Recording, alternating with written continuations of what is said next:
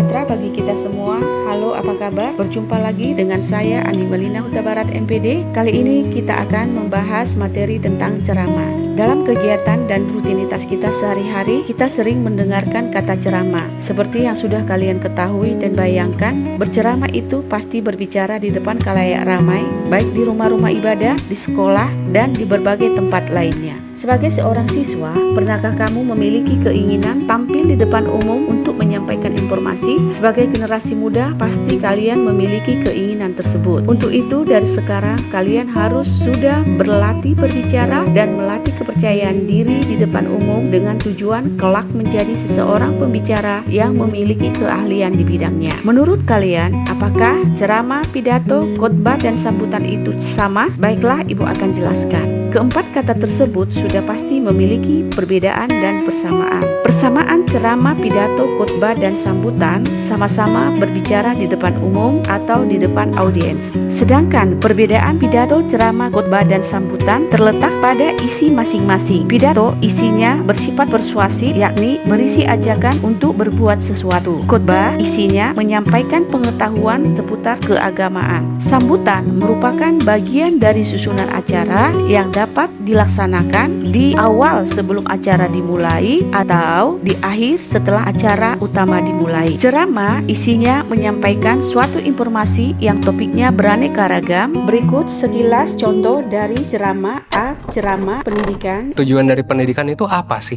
Pendidikan itu tentu untuk menyiapkan manusia agar siap dalam menjalani hidupnya. Pendidikan juga bisa ngebantu manusia kita supaya kita bisa punya skill yang membantu kita dalam menjalani hidup. Apakah sekolah udah berperan seperti itu? Murid disuruh untuk nurut terus-menerus, untuk melakukan hal yang sama, untuk diajari persis hal yang sama dengan semua orang, dan untuk punya standar yang sama. Apakah pelajaran yang kita pelajari di sekolah itu relevan dengan hal yang kita butuhin di kehidupan? Belum. Terus apa sih yang bisa kita lakuin? Kita harus tetap optimis. Lo bisa nyoba untuk mempelajari hal-hal penting dalam hidup yang gak lo pelajari di sekolah. Lo bisa jadi contoh buat teman-teman lo atau untuk anak-anak lo. Prioritasin waktu lo untuk hal yang emang penting buat lo. Kalau emang lo udah tahu tujuan lo udah tahu diri lo itu value-nya kayak gimana, sebenarnya lo hidup tuh buat apa sih gitu? Lo sekolah tuh buat apa? Kebanyakan orang itu belum bisa jawab pertanyaan ini.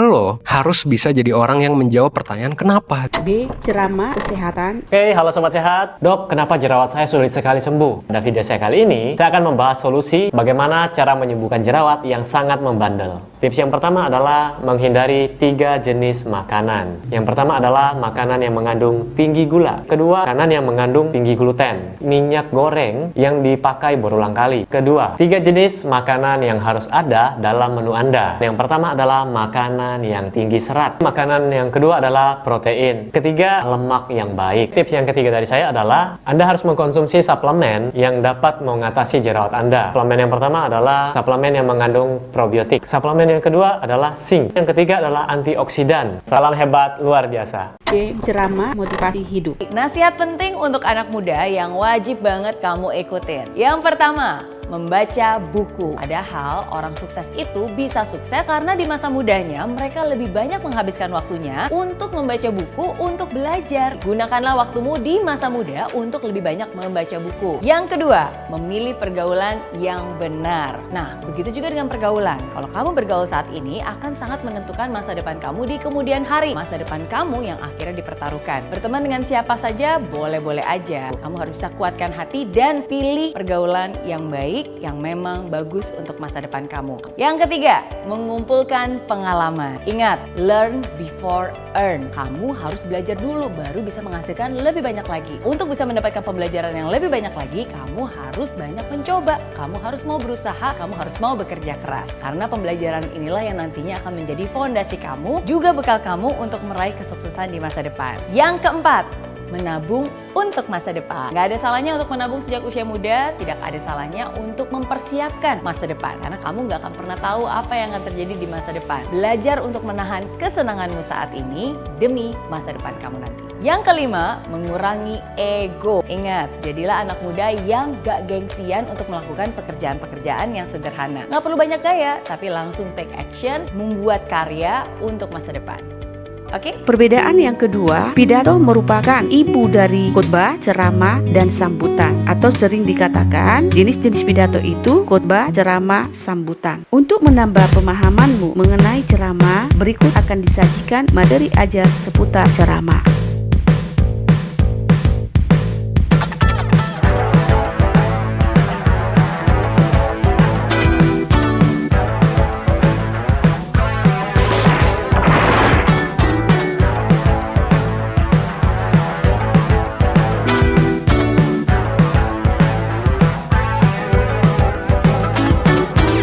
Di malam minggu ku pergi ke pesta, pesta meriah, ulang tahun kawanku. Semua yang datang bergaya ceria, berdansa dan gembira. Di tengah pesta ku lihat si dia, lincah gayanya, dandan masa kini. Ingin hatiku mencium pipinya, tapi malu rasanya. Oh hip hip hura hura, aku suka dia. Aku jatuh cinta. Dia pun menanti cinta bersemi di hati. Di tengah pesta ku lihat si dia, lincah gayanya, dandan masa kini.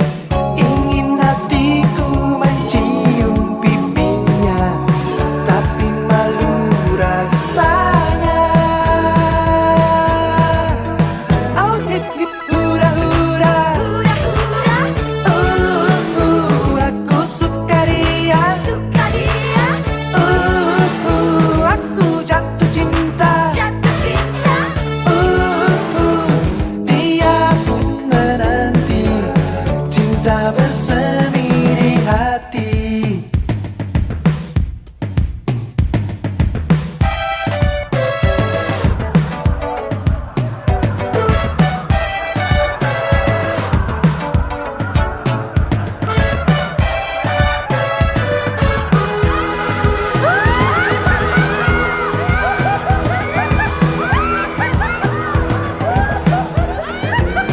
Oh hip hip hura hura,